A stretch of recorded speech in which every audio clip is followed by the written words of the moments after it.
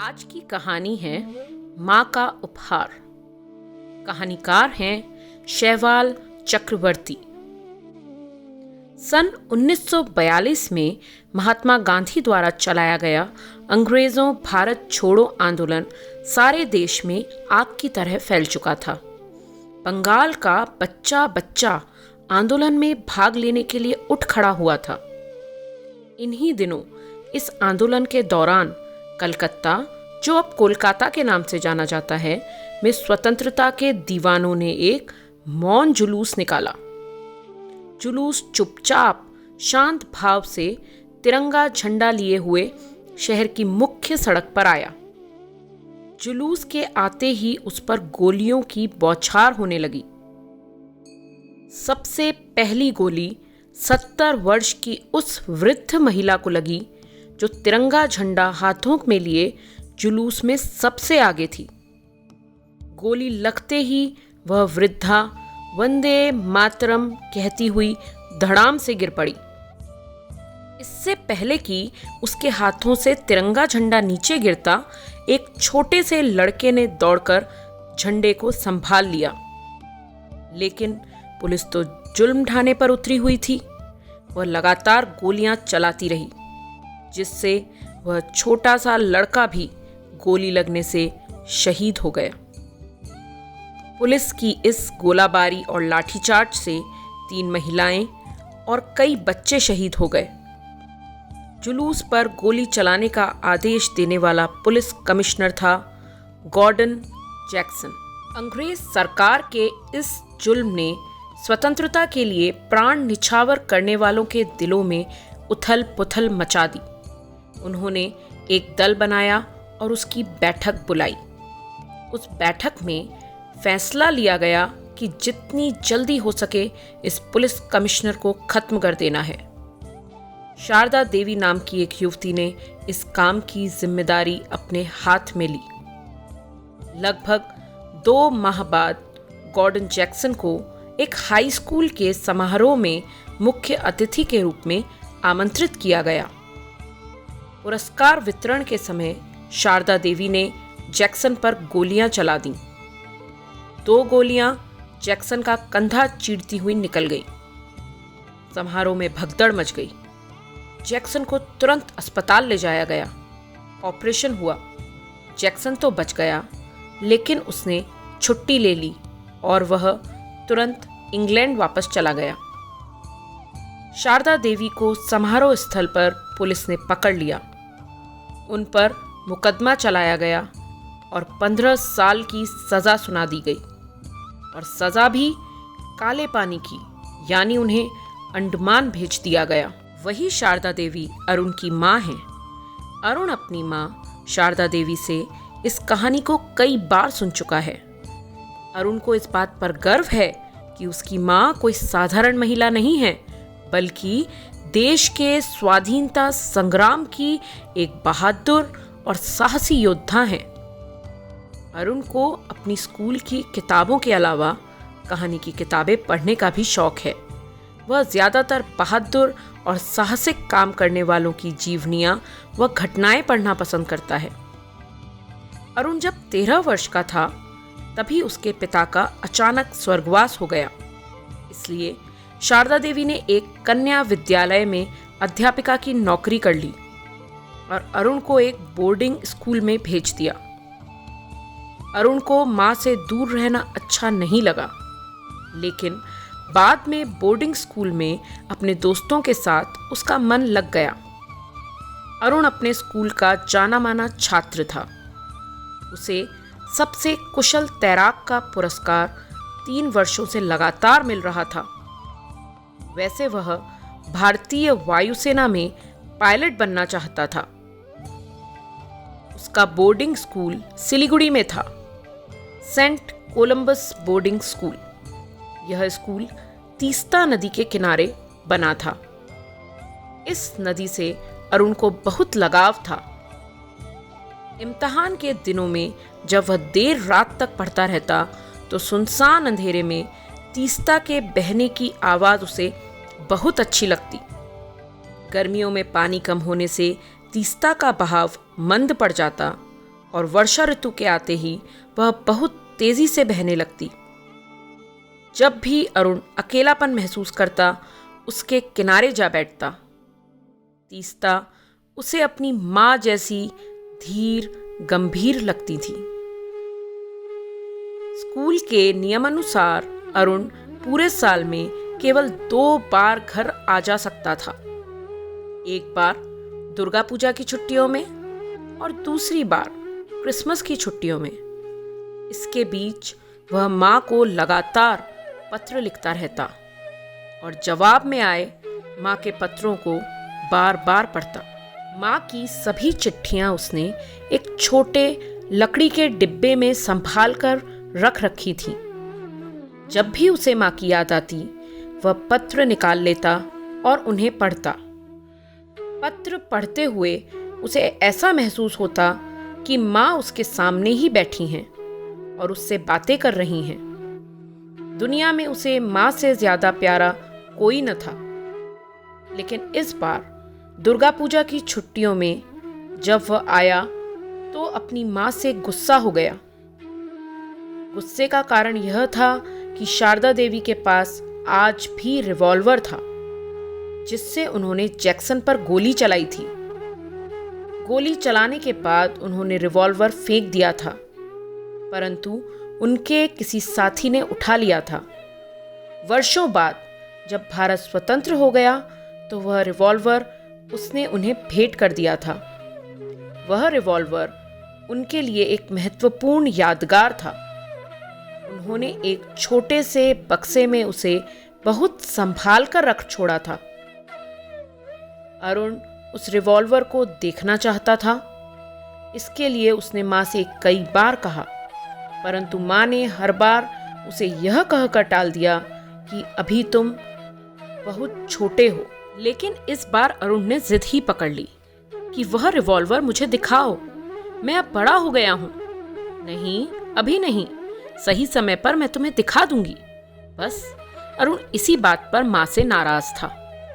अरुण के स्कूल की अलग अलग देशों में 5 शाखाएं थीं। एक दूसरे देश के स्कूलों में छात्र आते जाते रहते थे। छात्रों के इस तरह के आने जाने का उद्देश्य यह था कि बच्चे आपस में एक दूसरे देश के छात्रों से मिले, उनके रहन सहन, खान पान, रीति रिवाज और संस्कृति को खुद देखें और उसके बारे में जानें। इस बार का क्रिसमस अरुण के जीवन में नया मोड़ लेकर आया। क्रिसमस की छुट्टियों से पहले अरुण के स्कूल की लंदन वाली शाखा के 10 बच्चे सिलीगुड़ी आए। अरुण और उसके दोस्त उनसे मिलकर बहुत खुश थे। वे आपस में मिल बैठते, ढेर सी बातें करते और एक दूसरे के बारे में ज्यादा से ज्यादा जानने की कोशिश करते। उन्हें महसूस हुआ कि उनमें आपस में काफी समानताएं हैं। अरुण ने अपनी माँ को एक पत्र में उनके बारे में लिखा था। उसने पत्र में उस पिकनिक का भी वर्णन किया जिसमें एक बड़ी दुर्घटना घटते घटते बच गई थी। घटना यह थी कि लंदन लौटने से केवल 1 दिन पहले पिकनिक का प्रोग्राम बनाया गया। रविवार का दिन था। सूरज की धूप बहुत अच्छी लग रही थी।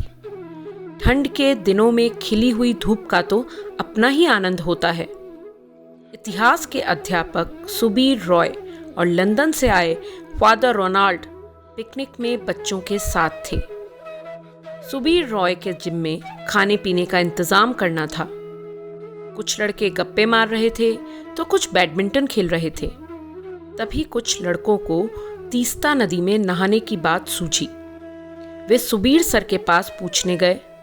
सुबीर सर ने कहा, नहाने के लिए नदी में वे ही बच्चे जाएं जिन्हें तैरना आता हो। 18 बच्चे नहाने के लिए तैयार हो गए। उनमें से एक बच्चा लंदन से आया डिक भी था। डिक अरुण से 1 वर्ष छोटा था। उसकी आंखें नीली थीं।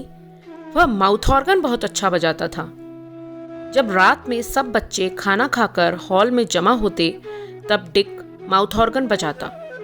उसे बहुत सी धुनें आती थीं, इसलिए उसे सभी बहुत चाहते थे। अरुण ने पत्र में लिखा था, तुम जानती नहीं हो माँ, तीस्ता नदी का स्वभाव कैसा है। वह कभी कभी तो बहुत शांत बहती है और कभी कभी इतनी उग्र हो जाती है कि तुम सोच भी नहीं सकती। सबसे खतरनाक बात यह है माँ कि वह कब अपना स्वभाव बदल लेगी, इसका कुछ पता नहीं चलता।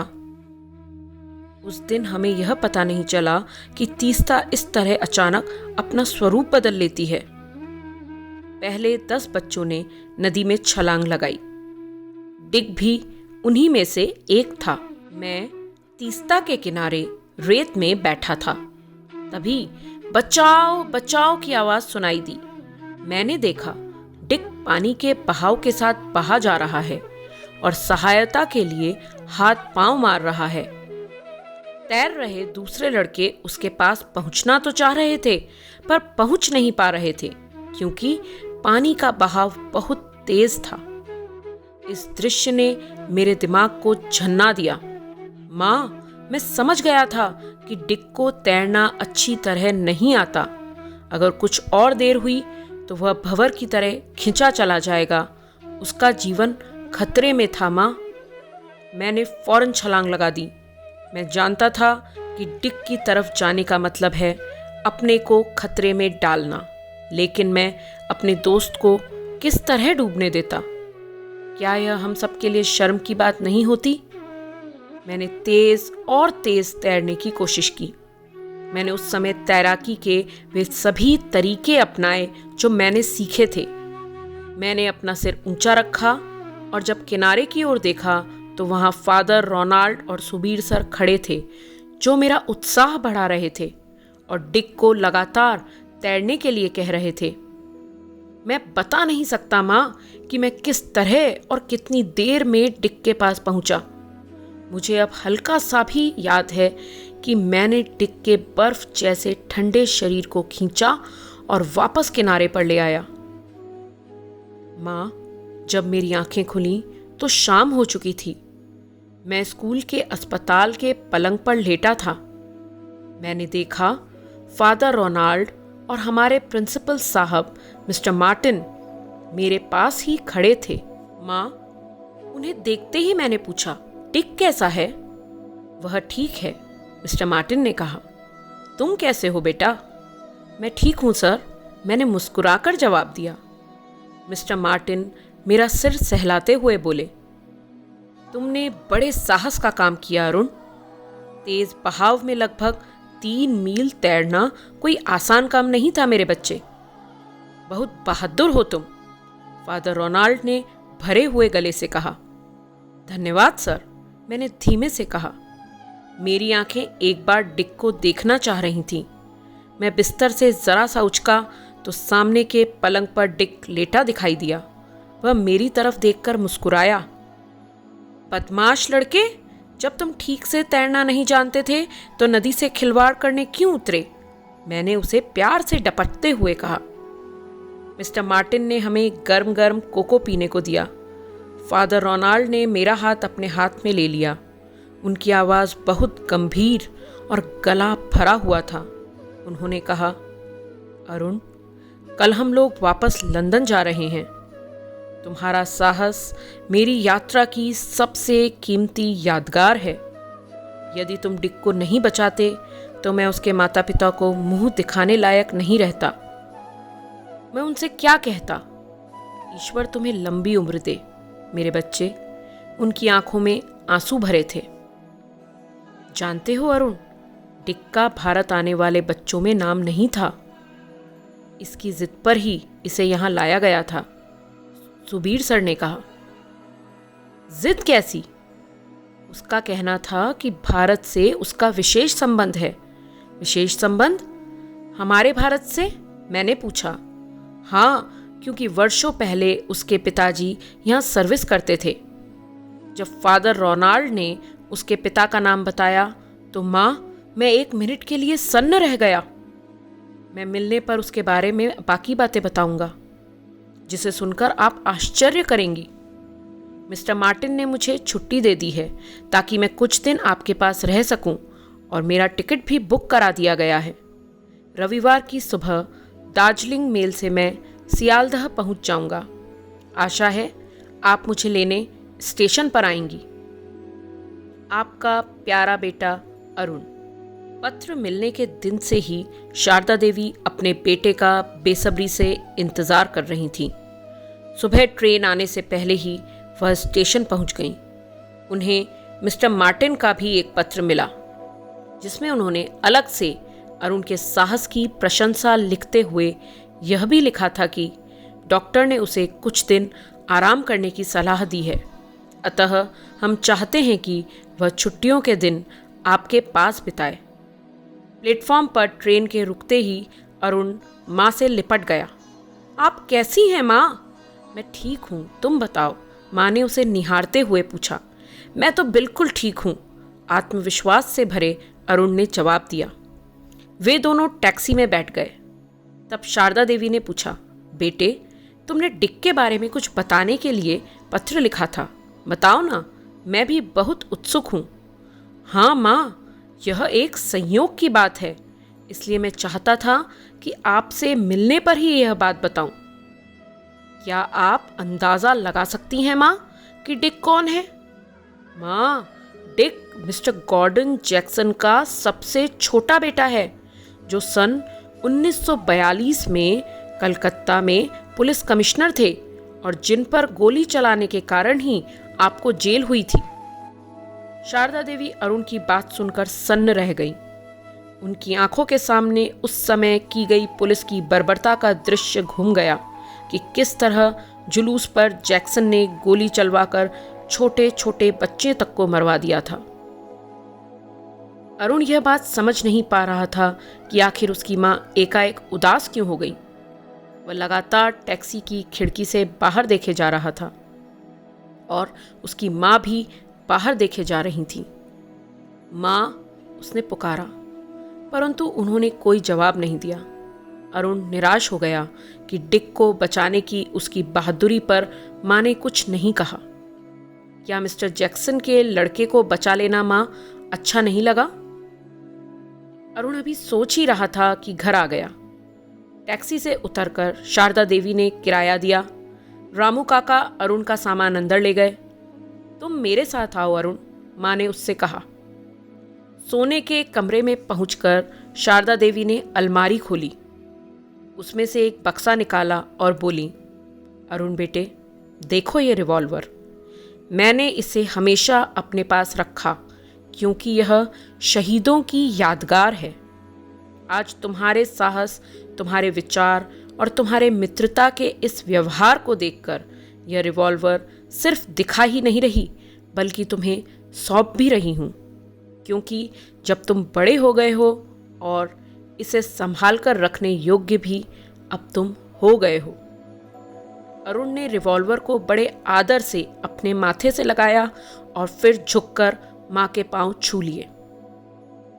शारदा देवी की आंखों से आंसू छलक आए, परंतु उनके होठों पर मुस्कुराहट थी। शारदा देवी का चेहरा एक अलौकिक गर्व से चमक रहा था। अरुण के दिमाग में एक और मुस्कुराता हुआ चेहरा घूम रहा था, और वह था डिक जैक्सन का, जो गॉर्डन जैक्सन का बेटा था।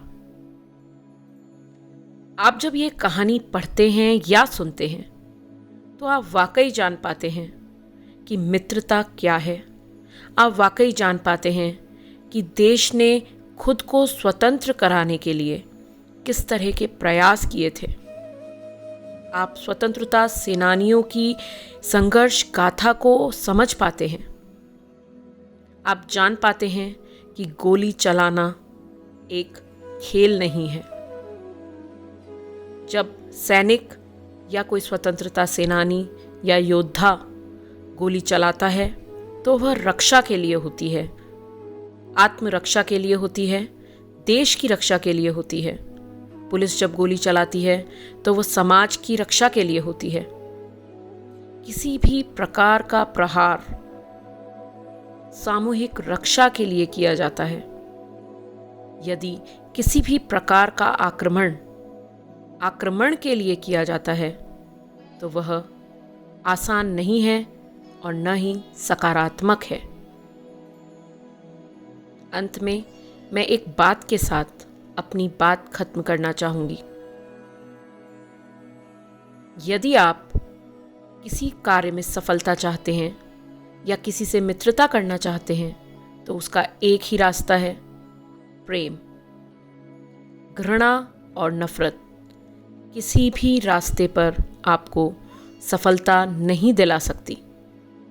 अतः सिर्फ प्रेम का रास्ता चुनिए, आपकी असफलता भी सफलता बन जाएगी।